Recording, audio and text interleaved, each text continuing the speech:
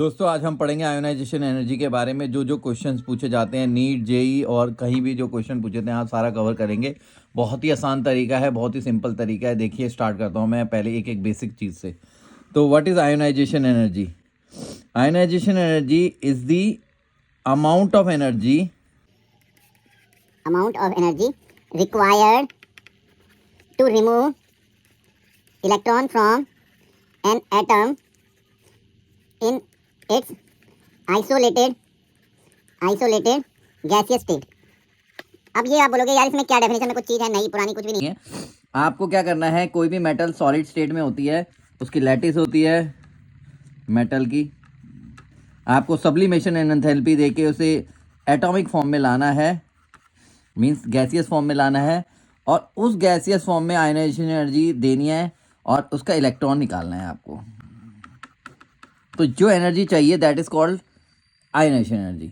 Means isolated, this atom should not be like, ये atom सब mix है यहाँ पे लैटिस में। ये एटम आपका एक आइसोलेटेड है, अलग है। इसका ये न्यूक्लियस है, इसका ये इलेक्ट्रॉन है। तो इस न्यूक्लियस से इस इलेक्ट्रॉन को हटाने के लिए जो एनर्जी देनी पड़ती है उसे कहते हैं हम आयोनाइजेशन एनर्जी या एंथैल्पी भी कह सकते हैं। तो factor on which ionization energy depend, सबसे पहला है साइज। आप जैसे कि जानते हैं ये न्यूक्लियस है और ये इलेक्ट्रॉन है और एक ये है, ये इलेक्ट्रॉन है। ऑब्वियस सी बात है कौन सा, किसका साइज ज़्यादा है?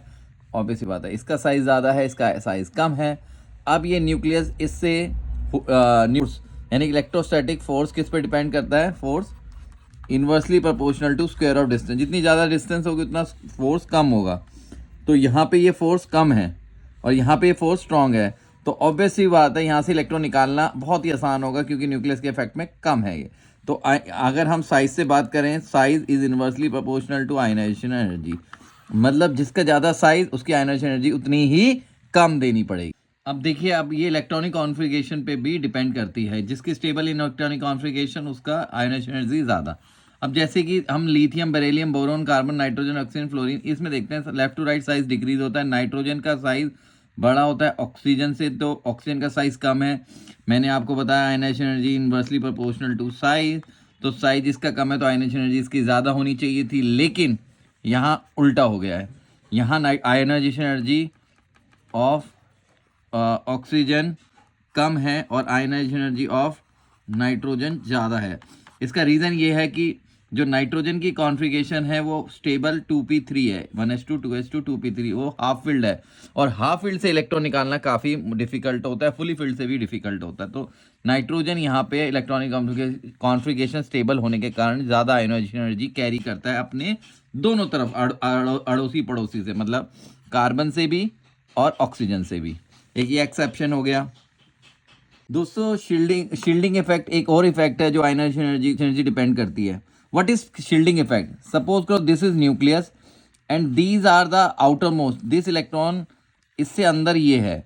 अब ये जो इंटरवेनिंग सब शेल हैं, जैसे कभी कभार एस हो सकता है, पी हो सकता है, डी हो सकता है, एफ हो सकता है। अगर एफ है तो बहुत पुअर शील्डिंग होती है एफ की, क्योंकि इसका साइज बहुत डिफ्यूज है। तो सपोज करो अगर यहाँ एफ है तो एफ की होती है पुअर शील्डिंग। पुअर मतलब ये आप इसका इफेक्ट बाहर तक, मतलब ये एक तरह से शील्ड नहीं कर पाता न्यूक्लियस को, तो अट्रैक्शन बाहर तक चला जाता है और वो इसको अट्रैक्ट कर लेता है इलेक्ट्रॉन का, आउटरमोस्ट को। तो अगर पुअर शील्डिंग है तो इलेक्ट्रॉन कंट्रोल में रहेगा न्यूक्लियस के। अगर कंट्रोल में रहेगा तो आपका यानी कि आयोनाइजेशन एनर्जी ज़्यादा रहेगी। और अगर ये चीज़ मान लो, सपोज करो शील्डिंग इफेक्ट स्ट्रॉन्ग है, सपोज करो ये इलेक्ट्रॉन है और ये एस है या पी है, एस या पी है, तो न्यूक्लियस की शील्डिंग इतनी, मतलब न्यूक्लियस को इतना अच्छा शील्ड कर लिया इन इलेक्ट्रॉनों ने, जो ये एस सब शेल के इलेक्ट्रॉन्स हैं, ये इफेक्ट को बाहर जाने नहीं दे रहे हैं। तो ये इलेक्ट्रॉन क्या करेगा? लूज फ्री अपने आप को फील करेगा। तो इस इलेक्ट्रॉन को निकालना बहुत ही आसान है। तो अगर स्क्रीनिंग इफेक्ट ज़्यादा होगी तो आयोनाइजेशन एनर्जी, जितनी ज़्यादा स्क्रीनिंग इफेक्ट होगा उतनी आयोनाइजेशन एनर्जी कम होगी। मतलब जितना स्ट्रॉन्ग स्क्रीनिंग होगा उतनी आयोनाइजेशन एनर्जी कम होगी। यानी कि अगर एस है तो इसकी आयोनाइजेशन एनर्जी कम होगी, और अगर यहाँ पे एफ या डी या पी सब शेल है उसमें आयोनाइजेशन एनर्जी आपको ज़्यादा देनी पड़ेगी। मैं एग्जांपल से समझाता हूँ। This is an example to show that screening effect does affect the ionization energy Here we have a group 13 element like boron, aluminium, gallium, indium, thallium. These are the group 13 element. Here we have this aluminium with electronic number 13, and this is 31. So electronic configuration goes like this, and it goes like this. So outermost electron is 3s2 3p1. They are shielded by 2p6, and there we have in gallium 4s2 4p1, which are shielded by this 3d10.